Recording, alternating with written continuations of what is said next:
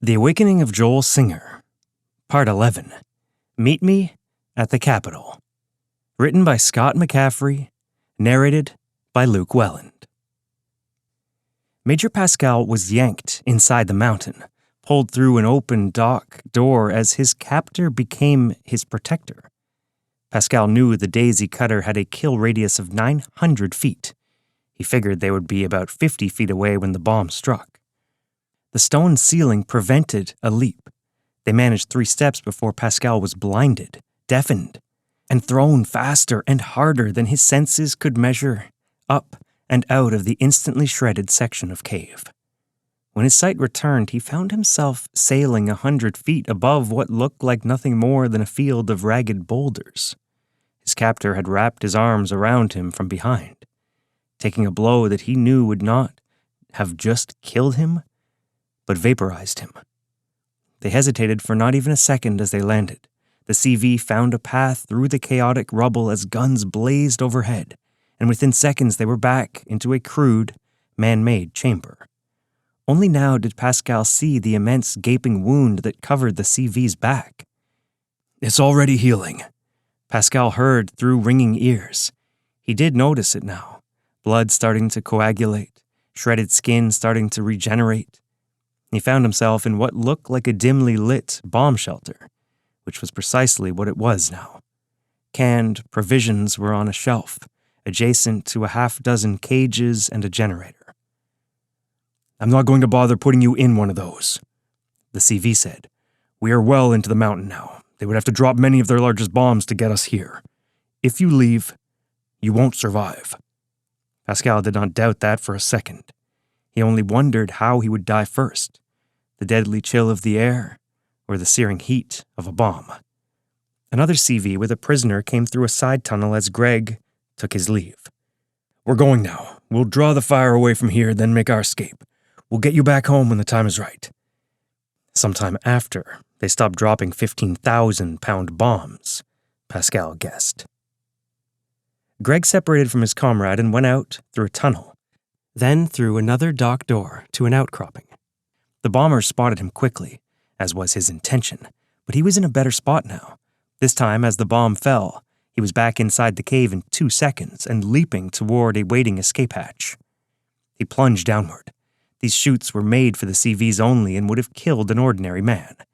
Pointing down at an 80-degree angle, he plunged thousands of feet in total darkness with an almost straight fall, broken only by brutal bumps at just under 100 miles per hour. The explosions this time were just a dull thud and a tinge of vibration. He would be out on the glacier in 10 seconds, lost in the neighboring mountains within 5 minutes. They had won. If they had tried to escape from the start, many of the CVs might have been captured. But now, with the Air Force squadron depleted, strained and demoralized, they should all make it to the rendezvous point. Greg counted down the seconds until he would be thrust upward, bracing himself for the tuck and roll. 10, 9, 8, 7, 6, 5, 4, boom! Still in utter darkness, he was tossed high into the air as the tunnel ruptured with an enormous concussion that blew a stadium-sized hole in the mountain, sailing out over the ice, being pounded by multi-ton debris. He looked back to see the crater from a direct hit on the tunnel. There were no outward signs of where the tunnel had been. He had not even landed when he realized what had happened. Betrayal. Twisting and turning to land into a controlled roll from a height of over 200 feet. He finally flipped forward onto his feet and stood for a moment on the otherworldly blue ice of the glacier. Almost directly overhead now, a humongous bomber was circling. He gathered himself for a second. He was on what might as well have been an alien planet. A field of jagged, azure ice stretched 10 miles wide and 5 miles across to the other side. Peaks soared 6,000 or more feet above the glacier, as frigid winds whipped him. Any normal man could not have taken in this magnificent sight.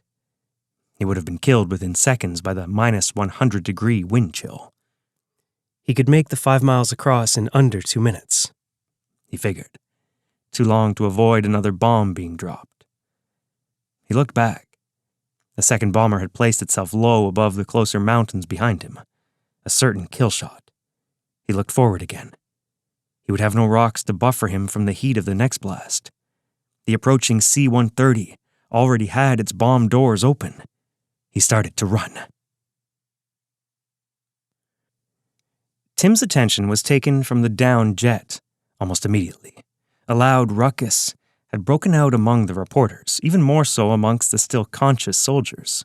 They were looking at the bird's impact point. The Falcon had not died in the crash.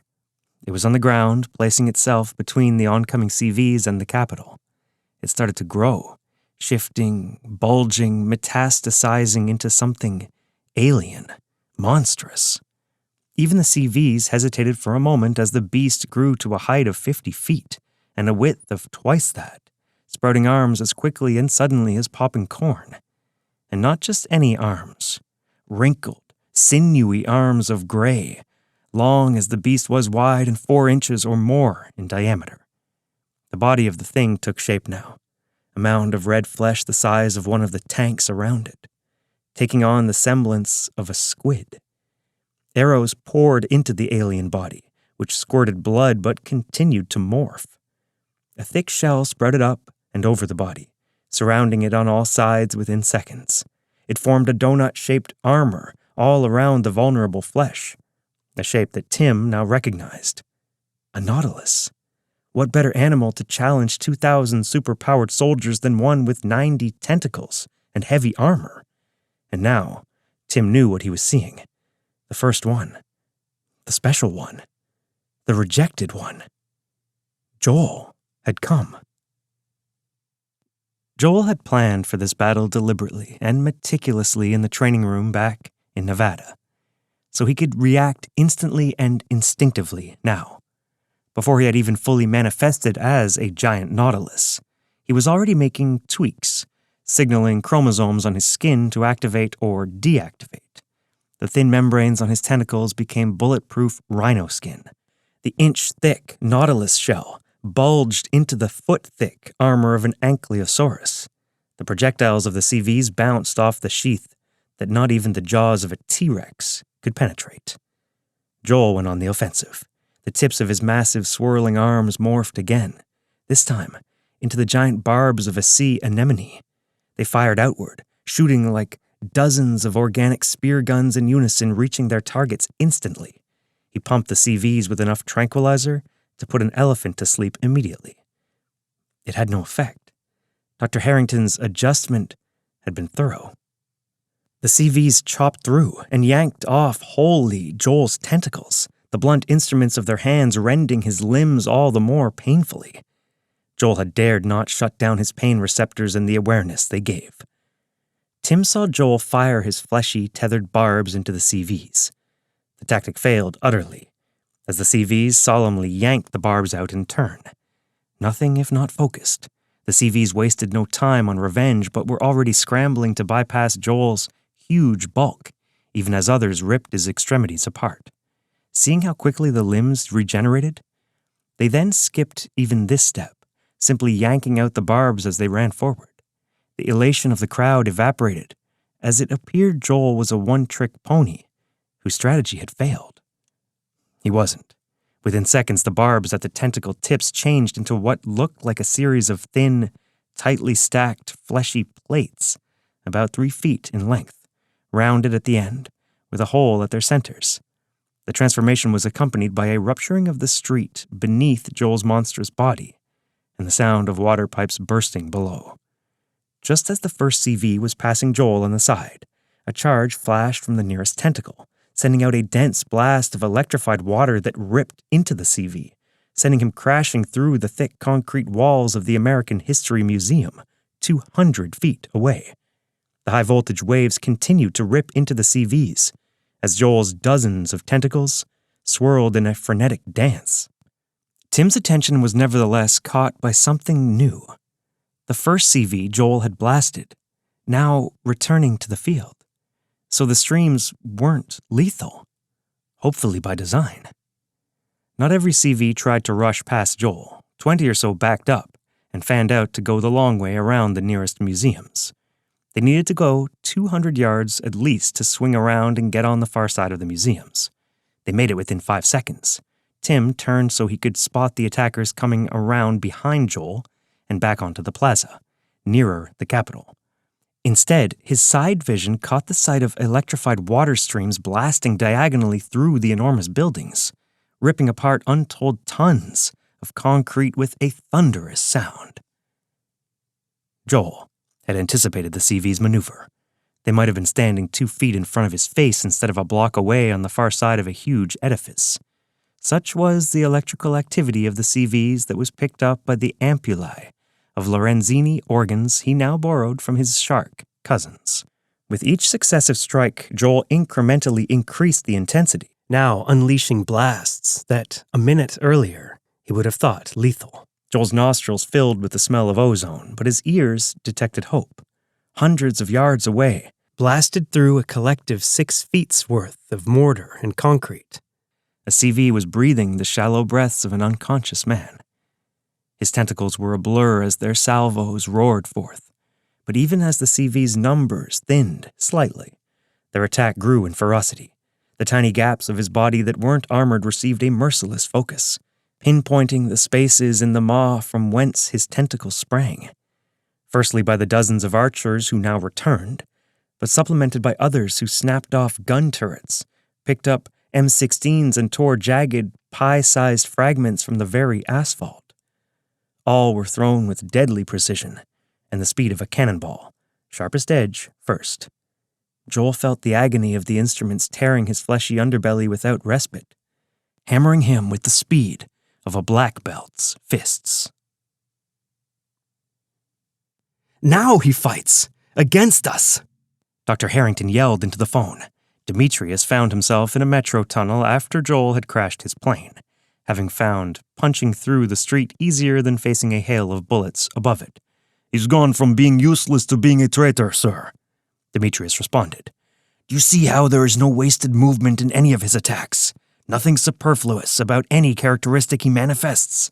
"Excuse me, sir, but are we here to admire him or defeat him?" "You had better do the former if you hope to accomplish the latter."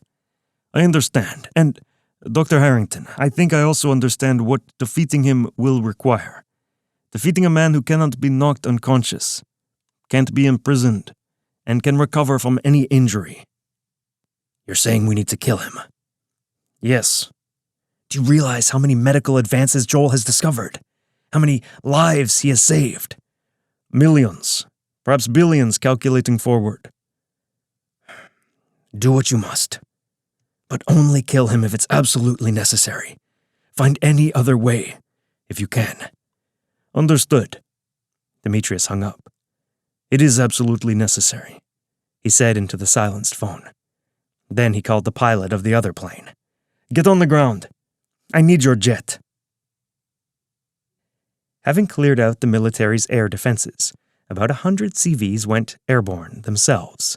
The sleek, modern jetpacks were back, streaking a path over Joel.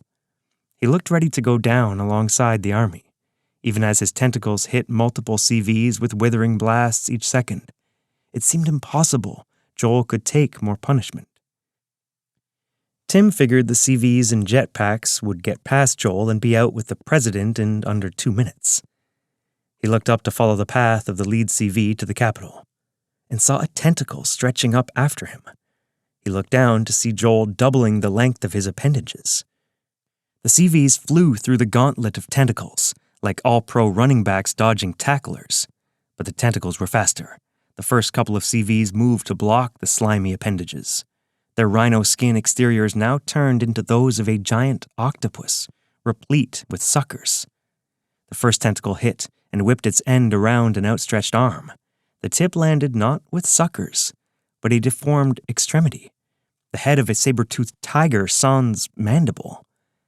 The 8-inch fangs plunged deep into the jetpack. The CV could have broken free in a second. Joel didn't give it to him. The enormous tentacle whipped downward, smashing its prey down through the ground with tremendous force. The upward-reaching tentacles looked like a massive amusement park ride, gone horribly awry. Tim choked as thick dust sprayed up from the splintered earth. Gathering himself, he saw through the haze a change in strategy. The CVs were charging, but not at Joel's body. They were charging the tentacles themselves, wrapping every limb they could around them. The few who made it to their goal were flung blocks away immediately by a neighboring tentacle. At first, no CV managed to tie up a tentacle individually. But even as attacker after attacker failed to bind any of Joel's arms, their aborted attempts formed a logjam. And now Tim saw the reason for the odd strategy. The other counterfeit F-16 was back, streaking over the Capitol towards Joel just as 3 or 4 struggling CVs had a grasp on each of his tentacles. 2 missiles dropped on their loading bays as it swung around to face Joel. The first missile fired. It landed short of its target, but unleashed a humongous fireball that would have enveloped a battleship. The din filled his ears and the heat singed his hair from 2 blocks away. He looked up to see the jet making what looked to be a kamikaze run, dive-bombing right into the still expanding explosion. Tim realized the first missile hadn't been a miss. Even he could tell now that trying to escape Joel's senses was pointless. It looked like the CV pilot had switched to overwhelming them. The first explosion had died down just enough to see Joel's massive shell as the jet swooped down and fired again from no more than 30 feet away. It was a direct hit, tearing Joel's body into dozens of pieces in a colossal eruption as the CVs leapt away as best they could. The jet flew through the epicenter of the carnage, engulfed in flame, as fleshy chunks launched outward.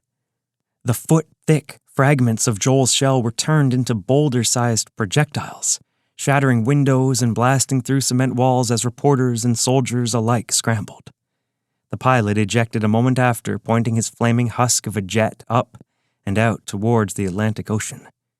He tore himself from his ejected seat and fell 100 feet to earth.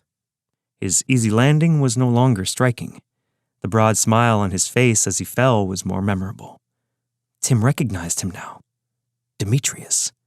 His display of emotion was momentary. His feet had hardly hit the ground before he was stoically waving his now unencumbered compatriots forward. Tim called back to the office. "Tell the reporters inside the Capitol to get ready. The battle is over out here. Joel's dead." Tim looked at a chunk of flesh that had landed not 10 feet away. "God bless you for trying, my man," he said quietly to himself. Larry felt torn about going to get his daughter for the first time in a year, but only for an instant. Not even seeing the most spectacular sights ever seen on TV could compare with seeing his girl's face. He left his Washington Heights studio just before Joel got split and walked out to an eerily quiet street. It was not entirely empty, however. A Bentley sedan was running right outside his building, a rare sight before the gentrification of this area and Harlem to the south. He gave it no more than a passing glance until the rear occupant, a dapper man of about 40, rolled down the window and called him out by name. "Hey, how you doing?" he said, barely glancing back. "Sorry, man, I gotta go get my daughter." "You really love your daughter, don't you?" The odd comment made Larry walk toward the nattily dressed man who made it. "I do. Do I know you?" The man ignored the question. "Joel said you did great at the Reform Center. I must credit you both." "How do you know Joel?" "Oh, I've known Joel since he was just a pup. Or a tadpole, or a sapling, whatever he was." "Uh-huh. Well, then I'm a little surprised you aren't watching him on TV right now. That's some pretty crazy stuff going on down in D.C. And he's right in the middle of it. I think we're the only 2 people in the world not watching it right now." "Oh, I'm well aware of the dust-up in Washington. After all, I orchestrated it." Larry stiffened. "What else are you, orchestrating? And why the fuck are you mentioning my daughter?" Larry said, leaning in. He felt a strong hand on his shoulder. He turned to find a muscular young man gripping him like a vice without seeming to expend the slightest effort. He had popped out from the front passenger door silently and instantly. "Consider it a compliment, Larry," the man inside the limo said. "We've made note of your devotion to your daughter." That's why you're going to be of great use to us. And that's why no one is going to get hurt, including your daughter, who we have safe and sound in a secure location." Larry's attempted punch was stifled before it became the slightest jerk. "You'll have her back safely before you know it, as long as you do exactly as you're told. And whatever alternate plans you have in mind, I've already thought of them, plus 3 other plans you won't think of. And they'd all make things worse for your daughter." "Did you see that, Dr. Harrington?" the Gnotech CEO heard as he picked up the line. "I did," he replied flatly. "We'll have the president in a couple of minutes. Has there been any change in our rendezvous point?" "No." "Sir, for what it's worth, I know Joel did a lot of good. I'm not happy he had to die. I don't think it's time for eulogies yet." Demetrius could barely contain his skepticism. "Sir, did you see the coverage? Joel's body was blasted into dozens of pieces." Dr. Harrington did not reply directly. "You know, my uncle was a fisherman. He gathered shellfish from Long Island Sound. The starfish there were a thorn in his side, a competitor of sorts. They used to cut them in half to kill them, then they'd throw them back in, at least at first. Do you know why they stopped?" "I don't." "They found they were ending up with twice the starfish. Cutting them in half simply doubled their numbers." "Sir, Joel was split into far more than 2 pieces." "Did you know that there are certain sponges, a member of the animal kingdom, that you can put through a strainer, split them into hundreds of pieces and still not kill them? They will break apart and seem to die initially, but the pieces will eventually come together again and reform the organism." "Are you saying you think Joel is still alive?" "I'm saying you had better get the president right now." The top left half of his prefrontal cortex with some skull attached, a piece about 2 inches on all sides. That is what Joel concentrated on keeping alive as it sat on the lawn. Even as he felt his body ripped apart and set ablaze, his senses lost and life draining from him, he fought to maintain consciousness. A dull awareness remained, followed by a low level of rambling thought. "Can't go into shock. I'm dead if I go into shock. All parts are the whole. Can't see. Am I dead? No, I can still think. I couldn't think if I was dead, could I? What was I just thinking? Oh, that's right. The whole is contained in all the parts. In the brain, in the body, the whole universe, in the brain, bleeding. There's bleeding in my brain. Wouldn't feel that if I was dead, would I? Even the brain of a baby, a normal child, can be restored to full functionality with only half of it left. Does that really help me now? A canary can repair its brain, regenerate neurons. Maybe the government should have sent a canary or a baby to battle thousands of superpowered troops. He laughed to himself. His thoughts finally becoming lucid, he signaled the frayed sections of axons in his slice of brain to grow back to their full length, even as he formed first a membrane, then reformed his skull. By the time his spinal cord began to grow downward and the marrow of the notches on his back were growing from the inside out, the light-sensitive patches on the front of his skull had evolved enough to make out shocked expressions on the handful of people who could see him. 2 minutes later, his body had fully reformed. He felt the CVs gathering for a final push on the now unprotected capital. It was too late to run back and stop them now.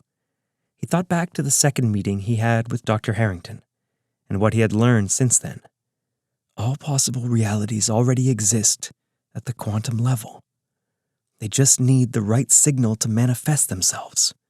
He thought of the concept in its simplest terms. The one photon going through 2 slits at the same time, but going through only one when the slightest signal was sent. He was trying to do the same thing now, bring forth the desired set of objects in its desired scenario out of its quantum state. He had been blasted into a park off the Capitol Mall, and no longer had a line of sight into the square. But he knew the quantum nudge he needed to give did not have to pass through a clear visible path.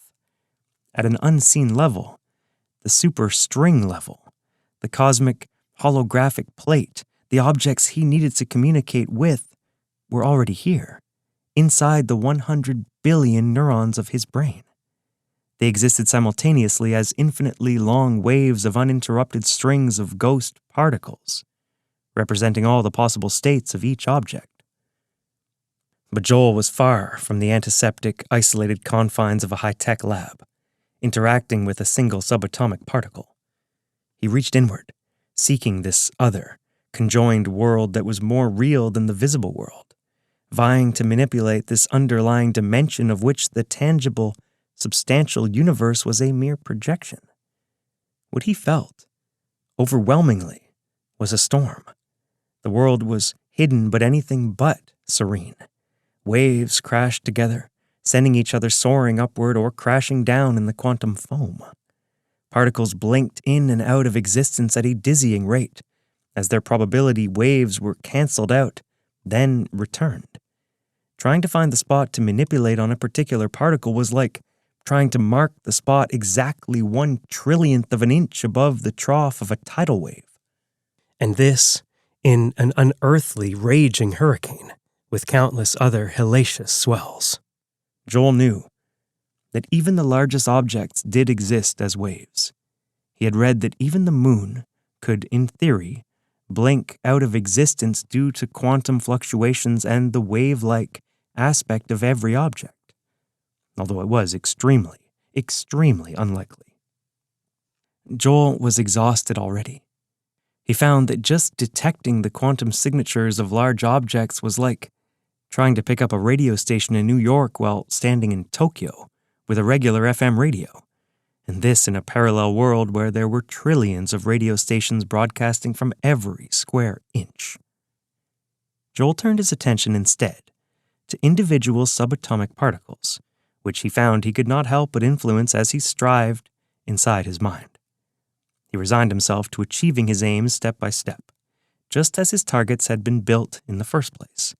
He tried not to think about the sextillions of precise signals he would have to calculate and send out simultaneously to succeed in such a task. Taking a deep breath, he tried again.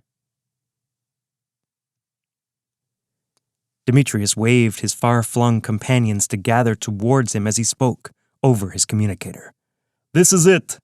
Just like we planned it." Demetrius received confirmation that the presidential escape routes had been covered for the final push. A rush went through him as he pictured himself dragging out the commander-in-chief personally. He turned to the subordinate to his right to give the signal. The subordinate was looking elsewhere. That CV and most of the other faces Demetrius saw were looking behind him. He turned to see what the commotion was about. It was justified. The reflecting pool of the Washington Monument was rising. All of it. 7 football fields worth of water, over 6 million gallons, was lifting, slowly and straight upward at first, then toward the right side of the monument. It formed a sheer 700-foot wall of water which now spun around to the front before enveloping the 600-foot obelisk completely. Spinning slowly for a couple of revolutions, the giant tempest sped up, sounding like a watery locomotive as it turned a light gray, picking up residue from the monument. Demetrius instinctively braced himself, waiting for Joel to send a tidal wave toward them. He looked up at the top of the tower to see if a tsunami would come from above, then glanced back down. A 5-ton boulder was airborne 10 feet in front of him. He dove, feeling a breeze as the boulder missed him by inches and crashed through the concrete with a horrendous crack. Hidden by the similar color and frothy texture of the water, massive pieces of the monument itself were being hurled at the CVs. The very bulk and motion of the water skewed the trajectories of the huge pieces, making dodging nearly impossible. Demetrius looked around from his now prone position to see many of his comrades being hit, full bore by the man-made boulders, and driven through buildings and the street itself. He felt panicked and confused for the first time in his life. He was forced to hesitate until the streaking chunks were within all but arm's reach. "Move forward!" he yelled into his transmitter. There was no choice. It meant turning their backs on the crippling barrage. but the relative safety of the capital lay ahead. It was a chaotic run, with CVs diving and rolling to avoid chunks they were tracking by sound. Several comrades were being taken out each second now as they got halfway to their destination. Lurching to the side to miss a mammoth rock, Demetrius's side vision caught sight of the hellish hailstorm finally subsiding. The monument was gone, leaving behind a tattered, soaked plaza filled with gaping holes.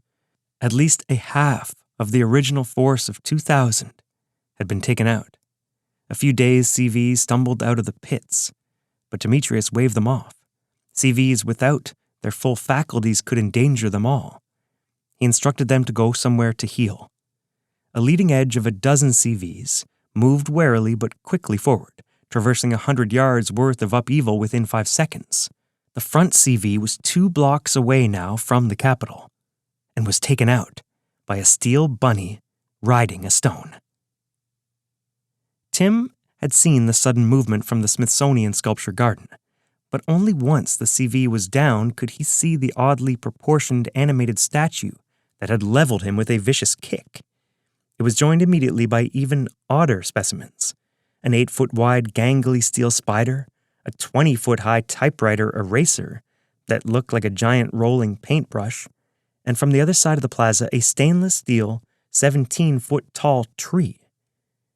Focusing in on one pitched battle, Tim saw the logic of the odd choice of avatars from the nearby sculpture garden. Tim saw a blonde-haired male CV block the first 4 blows from the steel spider, only to be rocked by a blow from a 5th leg that came in at an inhuman angle, reaching around to clock him on the back of his head. He turned to see 4 9-foot figures from Rodin's masterful Burghers of Calais incapacitate another CV.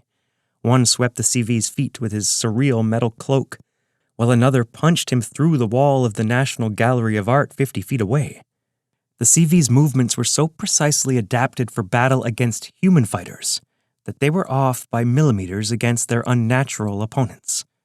But the CVs were nothing if not versatile, and within minutes it was the sculptures that were being sent airborne, driven downward and torn apart. A team of CVs grabbed the spider statue by its legs and tossed it blocks away.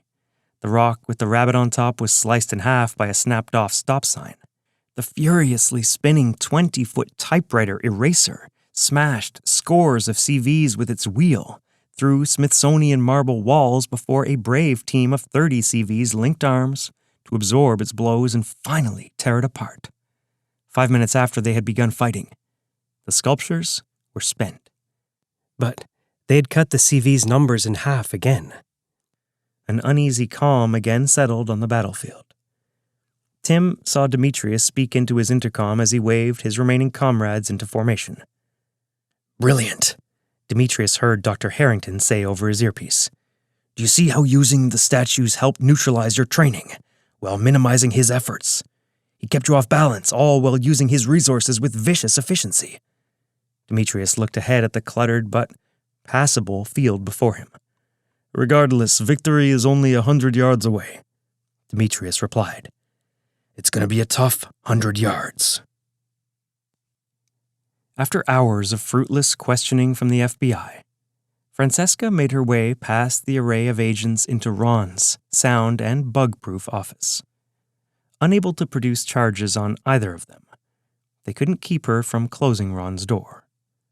There was a hint of a smile on Ron's lips as he watched the coverage of the raging battle in Washington. He did not look up from his burled walnut desk as she entered. "Do you think your team is winning, then?"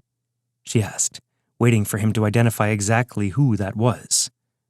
Ron finally looked up, still smiling. "Oh, no. My team has already won. It won the moment Joel came to a very necessary rescue. A rescue everyone has seen." "Who's everyone?" "Our customers." "Our customers? What are we doing for them in the middle of all this?" "Right now, nothing. And that's how most of them like it." "Doing nothing to displace any leader, sending you payments, in other words." "Yes. And after today, the cost of nothing just skyrocketed." Joel felt tired, down to the very marrow that he alone could feel. He had been drawing sustenance from the air for hours now, and it was like sucking concrete through a straw. Nevertheless, even as he felt his body fading, his capabilities were growing, pushed to ever higher levels by the ferocious attack of the CVs. Yet, here again there was a price. He felt someone watching him, studying him, learning from him through remote, extrasensory perception. He had no time to analyze the costs of his actions further. He sensed the regrouping of the CVs now only 100 yards away from the capital. His thoughts were meandering, scrambled from exhaustion. He felt the urge to sleep, perhaps after eating a couple of foot-long subs. Despair entered his delirious mind even as he felt the CVs surging. Then an image came to him, one that reflected his foggy mind's eye. It was that of a book of random numbers he had once looked through at the East Con library. "It is time," Demetrius said, as he gathered the 500 remaining healthy CVs. With a simple hand gesture, they moved forward for their final strike. Even as they took their first steps, Demetrius saw the surrounding rubble and wreckage teeter and shift, dashing the moment of hope he had enjoyed for an unencumbered finale. No one hesitated. Tim saw the CVs only out of his side vision, looking instead at the walls of the capital that he assumed would soon be breached. His tense anticipation was interrupted by a call on his iPhone. Someone was calling him now? It was his office admin, relaying the urgent message that reporters and civilians had to go down into the nearest basement. Preempting his question, she quickly explained that a Morse code telegram had come into the military and out to the AP. A telegram? What the hell? Then, Tim quickly understood this was no message to ignore. Demetrius locked his eyes straight to the target ahead. His head turned only when he saw the chunks of rubble and debris being lifted, some appearing to be a half-ton or more. Regardless, the CVs broke out into a run on his command, 500 strong. They did not travel unmolested. Before any of them had gone a couple of steps, a male CV was nailed by a foot-long piece of jagged curb traveling race car speed. Following it was a raging maelstrom of makeshift missiles that joined the monument's remnants. Demetrius and his troops were forced to slow to a crawl as they bobbed and weaved to avoid the road signs, down trees, souvenir carts, and the avalanche of other objects being hurled at them. As he flipped back onto his feet, Demetrius saw the very Smithsonian buildings being torn apart, their pieces rocketing toward them. The air rumbled, chalky dust filling his eyes and throat as he tried to establish a pattern to the attack. There was none. Not to the objects, not to their size, not to the speed at which they came, although most seemed cruelly jagged. Demetrius felt what could have been wasp stings mixed with sledgehammer blows, and everything in between. Objects moving slower than a toddler on a big wheel mixed with ones traveling hundreds of times faster, as if the laggards were there to mock them, as well as confuse them. After receiving the third bloody welt on his back, he gave up on total avoidance, instead dodging what he could while shielding himself with a mishmash of branches, statue fragments, and broken pavement that half protected a third of his body. As he reached the bottom of Capitol Hill, his skin shredded, his body pockmarked with jet-black bruises, his remaining force down to a quarter of the comrades who made the last run. The storm finally started to fade. By the time he stood at the edge of the Capitol reflecting pool, only a settling dust stood between them and their quarry in the Senate chamber. Demetrius waited a moment for the 100 or so remaining CVs to regroup, looking behind as he did so. When he turned back, the Capitol was encased in an enormous layer of ice. Even as his eyes widened, a call came in from his intercom. "Dr. Harrington, I fear our friend is leaving his hiding place." "I'm sure he made that ice pretty thick, sir. Thick enough to hold us off while he escapes with the president." "Let me worry about that." "Sir, we don't have the spikes. We don't have any—" "There's no time. Get going." The phone went dead. Let's go, Demetrius called to his cohorts.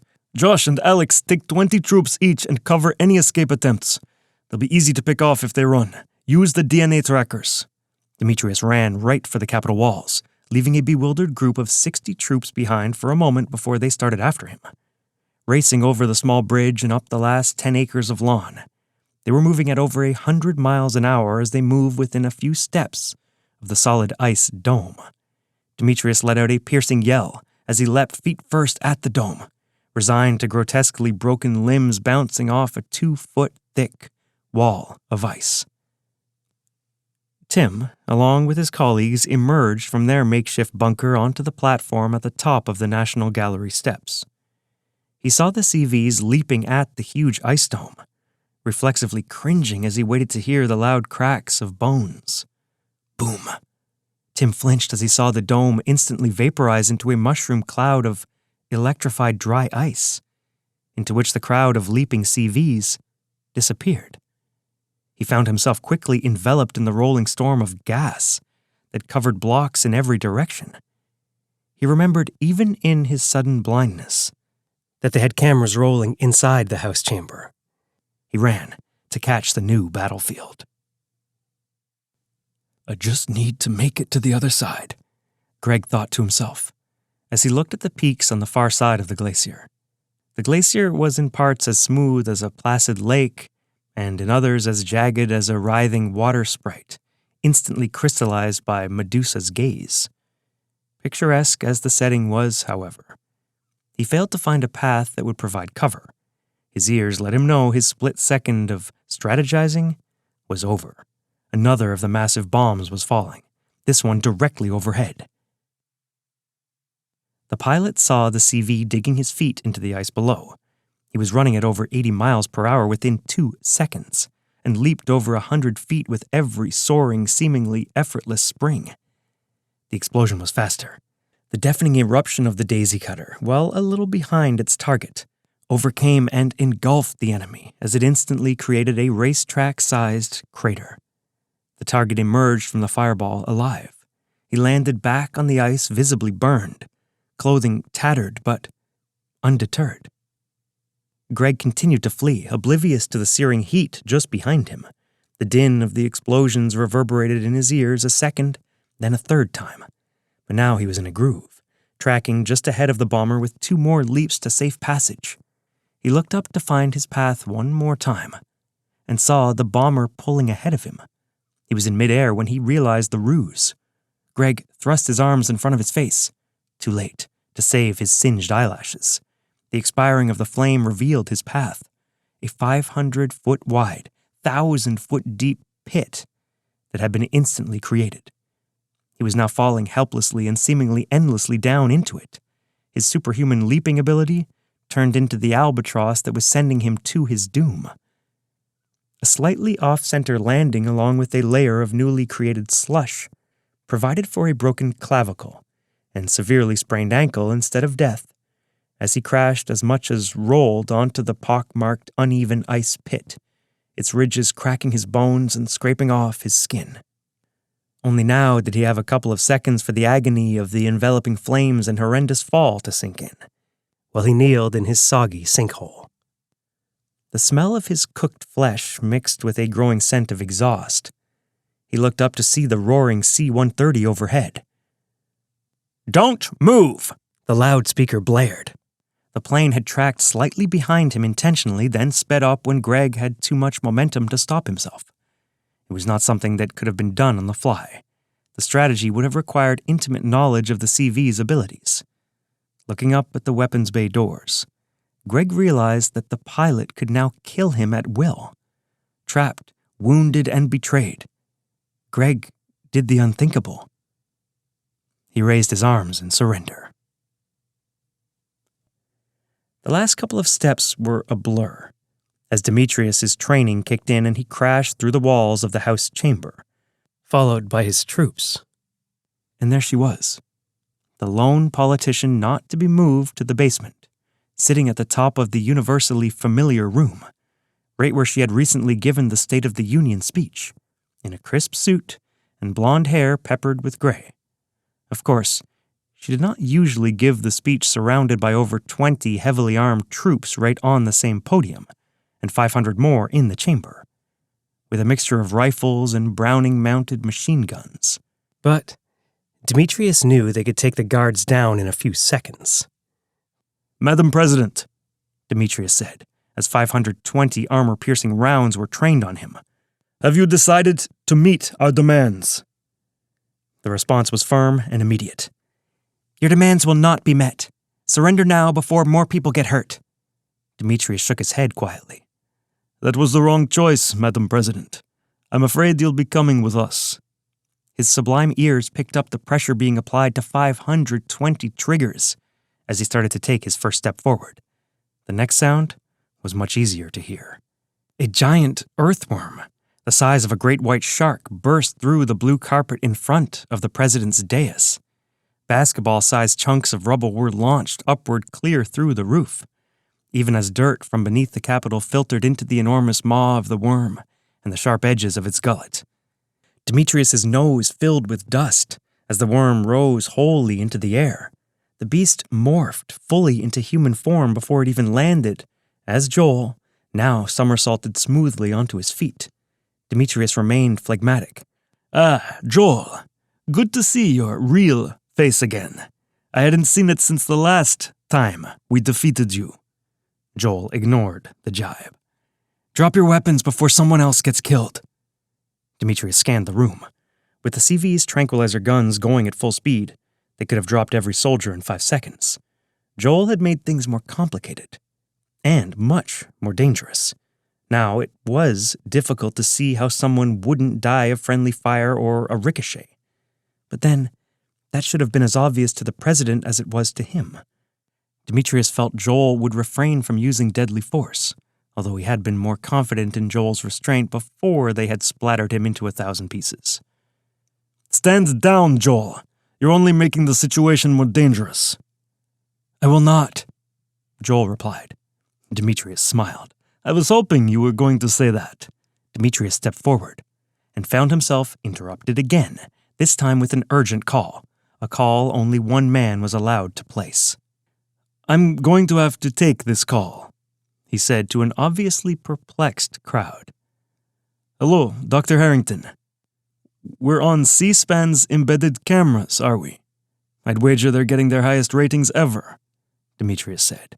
He quickly grew more serious as his face sank. "They trapped him on Mount Logan." "I see. I will make the request, sir." He pulled the communicator off his ear with a frustrated yank. "Madam President, Dr. Harrington would like to speak with you," Demetrius said, offering his smartphone to the president. Everyone but Demetrius looked at each other in astonishment, including the men surrounding the president. Nevertheless, one of them approached cautiously and took the phone. Demetrius could clearly hear the president's words. His face became flushed with anger as he heard them. "You want safe passage for your troops." They couldn't provide any other kind. "You understand all prisoners will still be released and no charges will be dropped against you or those in your employ." Like hell. "You understand your troops will further be charged with attempted kidnapping of the president and will have to take responsibility for the deaths of those innocent victims." The president consulted briefly with a couple of generals, her cabinet being in hiding. They agreed to a deal. Demetrius hoped his ears had deceived him as his phone was passed back to him. "I've made a deal. You'll be given safe passage out of Washington, and Greg will be spared, but brought into custody after getting all the prisoners on Mount Logan back safely. You and the rest of the CVs will turn themselves in tomorrow, after I've provided the necessary restraints." "Dr. Harrington, is that really necessary? We don't need safe passage, and Greg knew what he was signing up for." "He was signing up for certain death?" Dr. Harrington replied. "If luck turned against him, yes. We all did. Not this time. There's been too much death already." "Sir, there have only been 30 confirmed deaths." "That's 30 too many." "With all due respect, sir, 1,000 people, your people, have died to get us here today. One step away from complete freedom to accomplish our missions. Would they have us be prisoners now, because we couldn't see things through?" "We've made our point," Dr. Harrington said more gently. We just plowed our way into the capital, right through the combined might of the most powerful military ever assembled, and the most powerful being who ever lived. So what point have we made? We will quit with victory in our grasp rather than make the slightest sacrifice. Any failure is mine, Demetrius, as is this decision. Demetrius did not immediately respond, instead looking out on the hundreds of people who had their eyes fixed upon him, as he was having simultaneously the most public and most awkward long-distance argument of all time. Yes, it is, Demetrius finally replied, hanging up before Dr. Harrington could respond. Madam President, Demetrius said, his voice reverberating through the chamber, we accept your generous offer. He then turned and looked at Joel, who had been waiting stoically for the situation to play out. So, Joel, now you're 0-1-1 against us. 1 loss and 1 tie. Not that impressive for the most powerful being of all time. Joel's response was silent, undiminished vigilance. Demetrius broadcast instructions to his troops, hearing the frustration in their responses but realizing they had heard him argue on their behalf. With a wave of his hand, the CVs followed Demetrius out through the recently created entrance, as hundreds of gun turrets tracked their every step. As the last of the CVs were leaving, Joel began to follow them out. Tim continued to watch the proceeding on C-SPAN in the basement of the National Gallery, his eyes every bit as transfixed as those of the soldiers as he saw Joel starting to follow out the CVs. Joel, the president called out calmly but firmly. No one said you could go. The young man turned around. Thank you for your help, Joel. I would have been long gone by now without you. But as you can see, we have some work ahead of us yet. The president motioned toward the multiple gaping holes in the chamber walls and the utter devastation beyond. And we have a lot of questions that need answering. Joel nodded. Yes, we do. But I think I can better find those answers on my own, if you don't mind, Madam President. Actually, Joel had turned back around and was leaving. The general nearest the president looked at his commander-in-chief and tilted his head toward the 500 troops, with weapons still trained on Joel. Let him go, the president said quietly. He's earned that much. And let's not delude ourselves that we could stop him anyway.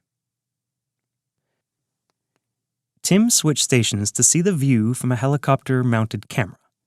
The CVs had already scrambled out of the square, those leaving the capital and many more waking from knockout blows. Reports were coming in that they were getting back into their old cars and driving off, the camera now fixed on Joel emerging. As the young man walked down the steps, Tim felt a force holding him lightly in place, and others noticed it as well. The force grew stronger as they tried to leave the small basement conference room. They saw why a moment later. The TV screen showed Joel stopping at the bottom of the Capitol steps. He raised his arms with his eyes closed. And then the rubble began to shudder.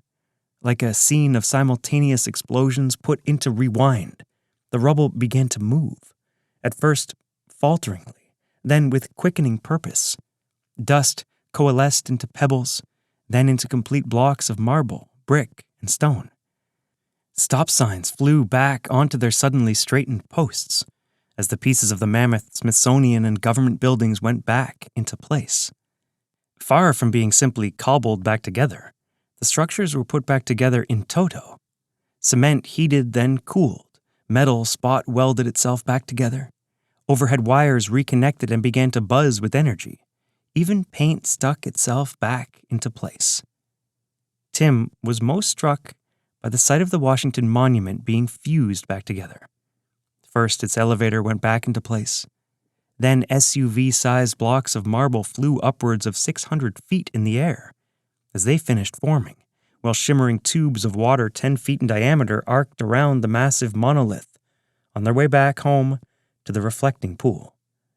Within 5 minutes, the square was back as it had been before Joel started using it as a weapon, which was not to say it was pristine. Even the small amounts of uncollected garbage were back where they had been strewn. as though Joel was returning it to the mental snapshot he had taken before battling from his remote position. Tim walked outside now onto the eerily calm plaza and saw Joel with his own eyes. He didn't get to see him for long. The young man walked to the bottom of the Capitol steps and then looked up. Seconds later, Joel had morphed into a human-sized frog hopper. Tim watched the creature bend its legs all the way back, and Joel launched 700 feet in the air. Reaching an apex, Joel morphed into a large bird, a bald eagle. Tim chuckled at the maneuver, which smacked of a patriotic take of the "you wouldn't hit a guy with glasses, would you?" defense. Tim headed inside for the TV coverage of Joel arriving back at CIA headquarters. Gliding over gates on his way to the front entrance, a hush fell over the conference room as the camera tracked a now human Joel approaching the doors to the building where he had so recently been imprisoned. CNN switched to a close-up of Joel walking under the glass awning of the CIA headquarters, with accompanying audio as a wary security guard accosted Joel at the door. "Let's listen in to what Joel is about to say," the reporter said. "The world is listening." Stopping several feet short of the now open door at the admonishment of the guard, Joel said, "Can I get my wallet and clothes back?" Several guffaws were let out in the conference room as the TV coverage showed Joel securing his personal items and apparently checking on the release of a colleague. Joel came out and gazed at the sea of reporters along with security personnel lined up outside the gate of the gargantuan complex. He surveyed the scene briefly, then oddly sat himself on the ground, cross-legged, in a seeming state of meditation for a good 2 minutes. Then, after a second of white-hot incandescence, his body was gone. Gasps went up in the room, and one reporter said, "He killed himself." Almost immediately, however, Tim saw people looking up into the sky. He ran outside to see a silver disc, the diameter of a merry-go-round, thousands of feet in the air, with a now fading light in the middle. A bright beam had bounced off the disc seconds earlier. A colleague stammered, "Was that beam of light Joel? Why did he have to bounce himself off that disc to get over the buildings in Washington?" Tim shook his head. "To get over the mountains." "The Shenandoahs?" "No, the Rockies." Dr. Harrington sat back in his chair and sighed, just having watched Joel put the Capitol Mall back together. He knew to the ignorant crowd it was the most impressive feat Joel had pulled off that day. But Dr. Harrington knew better. Arguably, a single cell in the human body was more complicated than the entire square. He sat there in the glorified subterranean closet for a few minutes, pondering whether his next step was to take advantage of what had just happened or to remedy it. He had defeated the U.S. military, yet he had failed to secure the continued imprisonment of the primes. He had established himself and his lieges as the most powerful force on Earth, even as they faced imprisonment the next day. He felt the surge of increased power coursing through his veins, the thrill of newly discovered vistas in his own mind. Joel had made him exponentially more powerful, even as he betrayed his creator. He had to laugh to himself about his first manipulation of matter, splitting off the hydrogen atoms in water to create gaseous, dry ice, aka carbon dioxide, literally as simple as breathing. Nevertheless, frustration was his overriding, inevitable emotion, as he morphed into a mouse and scurried back up the narrow pipe that ended in the hole behind the fire alarm. He chuckled at the thought that after the scouring the FBI put this building through, it might now be the most inconspicuous place he could be. His old human self walked up the stairway and headed toward his office. And then, did he hear voices on this Sunday afternoon? So a contingent FBI team had been left behind? He started to head back down toward the lobby when he realized one of the voices was familiar. Wait, they all were. Ambitious employees trying to ingratiate themselves? He focused, genetically augmenting his hearing. It was a meeting, and not to brainstorm how to best market their latest drug. It was a board meeting, being held without its chairman. Dr. Harrington walked up the stairs with the speed of an Olympic sprinter. He made his way to the glass-walled conference room and calmly entered. In great contrast to the shocked looks he received as he entered the room, filled with 5 men and 6 women. They were dressed in jeans and khakis, very much as if they had been called in unexpectedly and told to come immediately. Ron was the other board member conspicuously missing. "Someone decided to have a meeting without me," he said as casually as one might note a group had started a game of bridge without him. Dr. Harrington did not fear they would miss the irony of his pleasant tone, nor that they were caught unaware of what he might now be capable. The silence justified his assumption.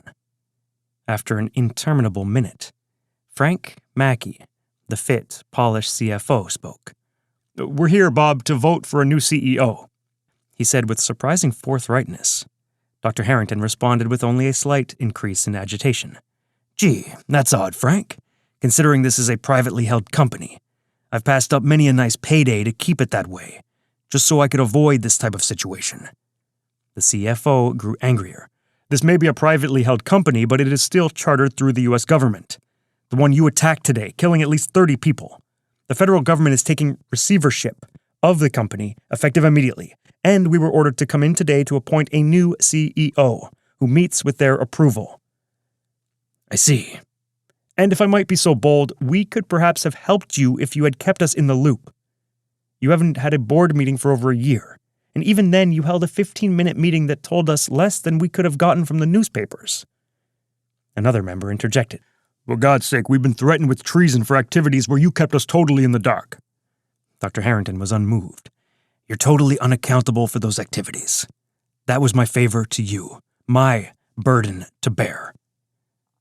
"The government doesn't see it that way," the CFO said. "Yes, well, the government and I aren't seeing eye to eye on a lot of things lately. And I think right now you need to be more concerned about my perspective." There was an awkward silence. "Now, Bob," Katie Manor, the curly, blonde-haired senior VP of operations said, "don't do anything rash. This is just a formality. The feds can seize the company regardless of what we do, or don't do at this meeting. They're just dotting their I's and crossing their T's."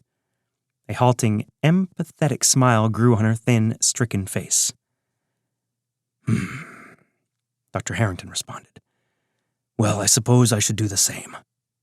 The conference table rose violently upward, catching Katie and her colleagues hard under the chin with a collective thud and a mishmash of splattered blood and dislodged teeth. As the dazed victims were falling to the ground, their chairs rose up, wrapping their arms around their occupants' arms as their wheeled bases split into quarters that coiled around the board members' arms and legs. The company officers found themselves splayed upwards like dead cockroaches as the supports of their chairs now bound them. "Bob, release us immediately!" Mackey growled through red teeth as blood dripped from a badly bitten lower lip. "For God's sake, you're in enough trouble already." "Don't worry about it, Frank. This is just a formality." And with that, Dr. Harrington turned to leave. His iPhone rang with a very special tone before he even got out the door, signifying he had an urgent message from Ron. Ron used the tone rarely, and never unjustifiably. Dr. Harrington walked toward his office, ignoring the yells, threats, and wails behind him.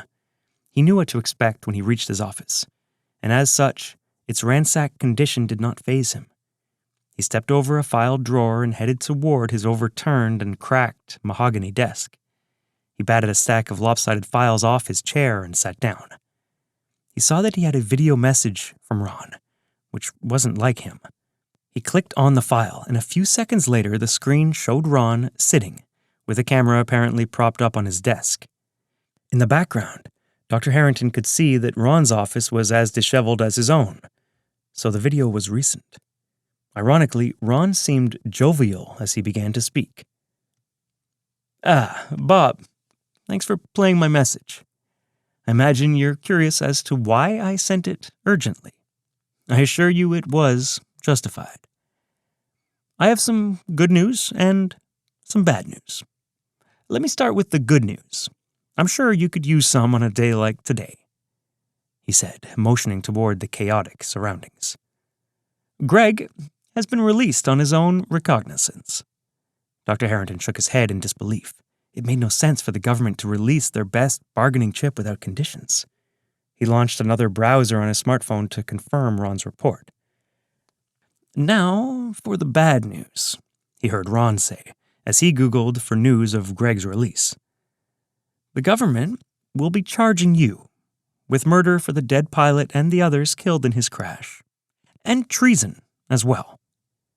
Dr. Harrington did not bother closing his news browser as he heard this disappointing but unsurprising news. He saw on CNN.com that Greg had indeed been released. He realized now Greg might have called. He scanned his missed calls list as the audio portion of Ron's video played. Putting the company into receivership. He found Greg's number coming through an hour prior. He went to pause Ron's video. "I have taken the $50 billion, Ron said, as Dr. Harrington's thumb froze over the pause command. "You heard me right. All that money you had me hide from the feds is now mine. I guess relying on me to squirrel it away for you wasn't such a great idea. Were you hoping that was all the bad news? I'm afraid I'm just getting warmed up. You are out as CEO of Gnotech, and I am in." Dr. Harrington sat frozen in shock at the betrayal of his most trusted confidant, but only for a few moments. "Like hell," Dr. Harrington growled to himself. "A core group of CVs is now under my leadership. They will carry out missions in a pragmatic, targeted manner for due compensation." "Mercenaries," Dr. Harrington said to himself. "Thanks largely to you, my partners and I have developed the means to kill any CV who doesn't join us, or at least stay out of our way. First and foremost, however, we will be killing you. Yes, Bob, we have deployed the means to kill you too. And don't count on your newfound abilities to save you. We're 3 steps ahead of you, thanks to the technology we've been able to steal from Gnotech and combine with other sources. I bet you're thinking about killing me right about now." "I'm going to kill you," Dr. Harrington said coldly to the screen. "I hope you haven't wasted your time trying to kill me from right there in your chair, however. I'd be quite insulted if you thought I hadn't prepared for your spooky action at a distance," Ron said as he made mocking abracadabra motions with his hands. Dr. Harrington did try to kill Ron from right in his chair regardless. He did indeed find his attempts to locate, never mind harm Ron, with his mind resulted only in scrambled dissonance. "I'll kill you anyway," Dr. Harrington said to the image as Ron grew somber. "I'm sure you're wondering why I'm doing this to you, as you're no doubt framing this. I hope you'll come to realize you've given me no choice. You tried to drag me along a path leading inexorably to my incarceration or death, even as you inflicted immense harm and did negligible, fleeting good. Seizing my own destiny was my only option. And my duty. That duty compels me now to tell you that your pernicious, megalomaniacal crusade is at an end. It will be replaced with a practical, sustainable series of missions that will do more good than your ego would have allowed. But hey, I suppose I do owe you thanks for the job, old buddy. I would never have been able to destroy you without it." The blood rushed to Dr. Harrington's face as he thought of the most obvious way his mind could be stopped from reaching out to Ron. Boy, I really am piling on the bad news, aren't I, Bob? Well, let me throw in a silver lining. We aren't working with Joel, as you may be thinking. Joel has unwittingly helped advance my plans many times, but I'm afraid going forward he could be a worse impediment than you. Too bad. Joel's a good kid. Of course, ultimately his interference would be your fault too. That's why we'd like you to take your best shot at killing him for us first. "Like hell I will," Dr. Harrington muttered at the screen. "No?" Ron said on screen, anticipating Dr. Harrington's response. You don't think you'll go after Joel? Why, you think you may even attempt to partner with him in coming after me. I think you'll feel differently after seeing this short little video, captured from a security camera. I think the man and young woman in the video might be familiar to you. Bye for now." With those words, a somewhat grainy video now launched, showing an angled overhead view of a midtown Manhattan intersection. There was nothing of note but a couple of cars that could have been nabbed for blocking the box. Dr. Harrington grew puzzled at the innocuous video and then saw his daughter's blue Mini Cooper with white racing stripes roll into the intersection. A white Chevy Impala in front of her remained even as the light turned green. The video had no sound, but Dr. Harrington could all but hear the din as the other drivers reacted faster than a whack-a-mole player, hitting their horns with the speed only New Yorkers could muster. But the obstructing driver did not drive off. Instead, he jumped out of his car, ran back, and pointed a gun at his daughter.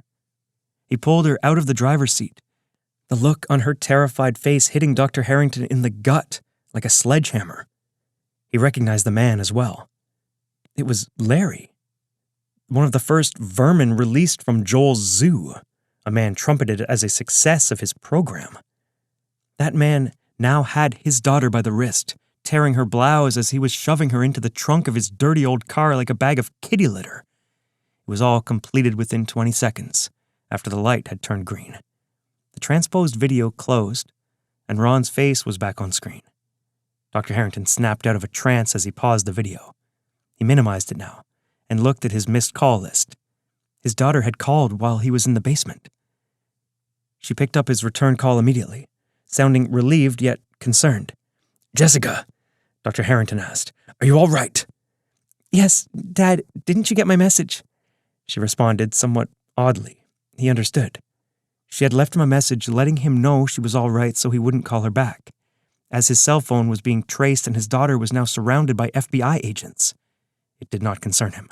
He had no intention of sticking around. "I was rescued by CVs a block from where I was kidnapped. I had just asked them to hang back a couple of cars to give me some privacy." Dr. Harrington could now picture the scene on the other end of the phone. The 4 CVs, assigned to his daughter, sharing her cramped apartment with at least that many government agents, reluctantly tolerating each other. The Gnotech CEO realized now that Ron had orchestrated this unspeakable outrage, and Larry had probably been a reluctant participant. He had even looked away when Jessica's blouse was torn. Perhaps Ron thought he would hold Larry alone responsible for this atrocity instead of him. But that wasn't the case. Perhaps Ron thought he could put him into such a state of rage that he couldn't think rationally. But there was no such thing as uncontrollable rage for him anymore. He could turn off his anger quite literally, like a switch. He was well aware the kidnapping was Ron's brainchild, and it was staged for the purpose of leading him into a trap. None of that mattered. Larry had put his hands on his daughter so as to harm her, and torn her blouse, had put a nauseating look of horror on her face, and for that he would die. It was that simple. Having the opportunity to report Ron's threat to himself, the police, or even Joel rather than go along, Larry had acceded regardless. Moreover, to avoid Ron's trap was to admit he feared Ron's trap. Satisfaction Dr. Harrington was not about to give. Dr. Harrington scanned the news and found initial reports that Larry had been taken into custody. He closed his eyes, concentrating on the quantum level, focusing on the aspect of Larry that was omnipresent, right here in the room simultaneously as a wave and ghost particle. He reached out, feeling where that probability wave was currently collapsed, where Larry's body was in the larger world. The criminal had gone west. He concentrated harder to determine where. He was... where else? The abomination in the Nevada desert that he was ashamed to say he owned. He knew just as quickly that his task had just become more complicated, but no less imperative. Reaching out mentally to the CVs in the city, he broadcast a signal that was translated into a text message.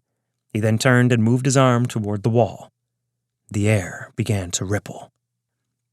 Francesca sat in Ron's safe house, a one-bedroom flat just a couple of blocks away from Gnotech headquarters. Despite the proximity, Ron had assured her she wouldn't be bothered here. The smell of CK1 hung in the air, and a forgotten headband from Banana Republic sat on the other side of the red leather sofa, left by one of Ron's many young admirers. She had split anxious hours between watching the coverage in Washington on the mounted LCD TV and looking at what had been the buzz of security around Gnotech.